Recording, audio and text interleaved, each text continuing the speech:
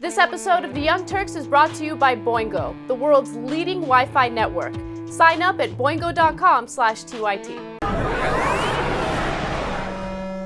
Chad Holtz from the United Methodist Church in North Carolina, he was recently fired because of his semi-unique stance on hell, okay? He was sharing his perspective on hell on his Facebook page, and he basically showed support for Rob Bell's book. It's called Love Wins.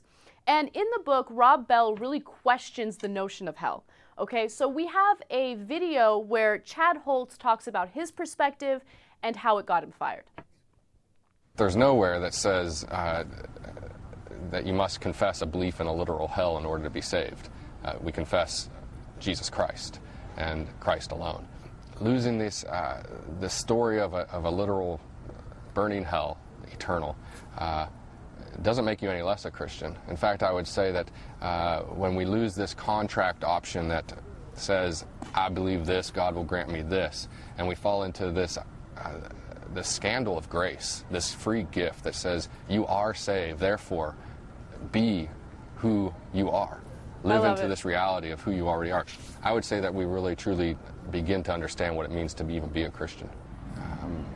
When I gave up the traditional view of hell, there were several things that I felt that I had lost in that, and also gained many losses and many gains, and that's when it heated up a little bit for me. Well, I got fired. I lost my role as pastor. Fired is probably a strong word. Released. We saw that we did not see eye to eye. Several people read my blog and felt that it was time for me to move on. God is going to provide, and certainly I believe it's. I feel very confident and comfortable where I'm at.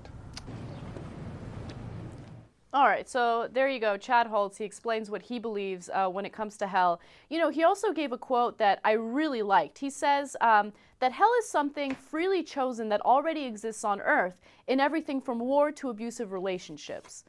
And look, I think that that's the type of perception that I can get behind, okay? Like, I love what he's saying there. I love how he's talking about, look, you're living now, live your life to the fullest. This is the way I perceive, what he's saying. Live your life to the fullest, be true to yourself. I mean, it's all of the positive things that you get out of Christianity and all of the positive things you get out of religion. So Chad Holtz, if he creates a church, I might consider it. Probably not, but still. Right. First of all, let's keep it real. He got fired. Yeah, no. He got released. Okay, all right.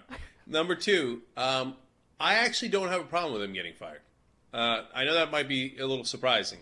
But listen, if you sign up for a particular kind of voodoo and you don't do that voodoo, well, then they're going to release you. It makes sense. Like the people in that church, in that congregation, they believe that people who are not Christians burn in eternal fire. And so if you don't believe that, then I guess you can't lead them.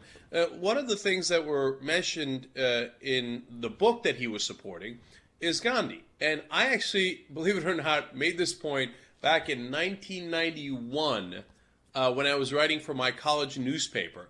And I said, hey, look, is Gandhi burning in hell? That doesn't make any sense, right?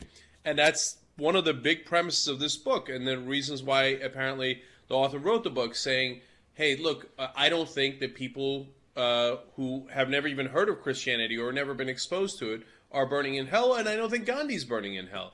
And that's what this local pastor in North Carolina is saying as well.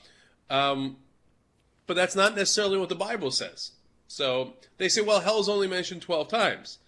Except it's mentioned 12 times. Mm-hmm. And so I love their interpretation of Christianity, but I get that if that's not your interpretation of Christianity, you wouldn't have him as your pastor. Yeah, exactly. And, the people at his church just had enough. It's going to stop. And then they said that I'm going to attack it. So they did, and now he's probably going to go form his own church. And I think that that's probably a better idea. I think, everything happens for a reason. Right? Yeah, I don't know about that. But you know what? He is going to form his own church. It looks like that's what he's leading towards. Right. And I bet that church is incredibly successful if it gets off the ground. There's 100 different factors that go into it. It has to be in the right place, et cetera, et cetera. But if he can get it going, I think a lot of people are receptive to his message and that they do care more about a loving God and not a punitive God. Boingo is the leading Wi-Fi network in the world, okay? They got 125,000 hotspots, and they're actually an aggregator. They put all that together, and so they're the largest network of Wi-Fi spots. It's convenient. You just pay $9.95 a month, and you get all of that. Right, and you get internet access wherever you are. It could be at the airport, or you could be at a coffee shop. All of a sudden, all you need is Boingo. And look, I stay at hotels, and I go to airports all the time, and they charge $10, $12, $15 to sign up for one day. This is $9.95 for the whole month. And you can get on with a single click. There's no web pages to navigate. There's no sign up. Just one click. Boom, you're on. Go to sign up at boingo.com/TYT. It's awesome. Don't just go. Boingo.